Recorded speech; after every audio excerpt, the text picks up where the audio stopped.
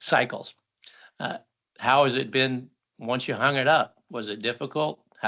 What have you done to kind of fill the gap of work every day? Again, a lovely question, because it's an important question. When I retired, I thought at the time, and a lot of my, especially ex-service buddies, when I told them I was retiring, they all said, "Oh, crikey, knowing you, you'll get bored to tears after 4 or 5 months and you'll get a part-time job."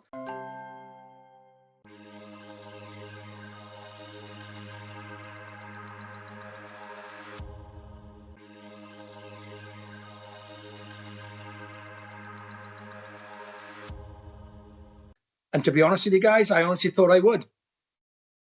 Debbie wasn't too enthusiastic about that, but I didn't get a job because I love it. I mean, I absolutely love it. You got to build, you got to build a rhythm that doesn't depend on other people. You know, wherever you work, with however many people you work with, yes, I was friendly with everybody in my office. Absolutely wonderful people to work with. Did I socialize with them out of work? Not really, but you know, at various functions we did. So one of the things, my advice to anybody who's thinking about retirement is, if you have that network of people within your work environment who you do socialize with on a regular basis, you got to remember one thing: when you retire, they're still clocked in. So if you're looking online one day and you say, "Oh, there's a great movie playing this afternoon in, you know, Cine Bistro in Hyde Park in Tampa. Let me call the guys or girls." They can't come. They're working, you know, they're working. So I'm lucky in the sense that, you know, Debbie and I we moved into an over 55 community. Actually, 7 years yesterday, we moved into our house. So we were here for about 2 years before I retired anyway. One of those years is obviously taken up with COVID, you know, and so I don't know if you remember, Brian, it was March the 18th, 2020 that we all got sent home. My wife, Debbie, got sent home March. Yep. And so you know, after a couple of days, you know, when we all realized, "Ooh, this may be longer than a couple of weeks," she worked for Bay News 9, the local cable TV station here in the area in St. Petersburg. You know, we sat down and I said to her, I said, "Look, honey, this is how I'm going to treat this. You know, I'm going to treat it just like being back on a warship." So, you know, when we came home, we thought, "Oh my gosh, like everybody else, we thought this was just going to be a matter of weeks. We're in close quarters, we're in close confines, we can't go anywhere, you know, we're going to see each other more or less 24/7, just the two of us. And so that's how I'm going to treat it, just like being back on board a warship, you know." And in all fairness to Debbie, she adopted that as well, because every time I walked in the room, she stood up and saluted me. No, I'm just kidding.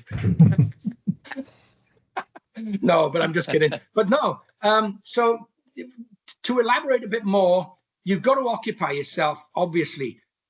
But are there days when, at the end of the day, I've admittedly had a bit of a lazy day and I think, "Oh, shoot, I should have done that today"? Well, guess what? You got tomorrow to do it. Yep. You know, travel has become a massive part of our retirement, and we do love to travel. One of our places to visit, and I saw it on one of Bill's YouTubes earlier, is New Zealand, Bill.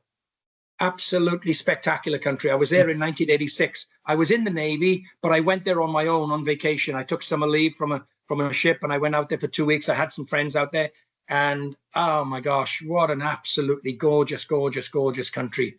You know, yeah. I was lucky enough to stay with a family that took me everywhere. And, you know, I went trout fishing on Lake Taupo, and, you know, we went down to Greymouth and all this, you know, so definitely and of course, being a rugby country, you know, the New Zealand All Blacks, I mean, that's yeah. Rugby heaven there.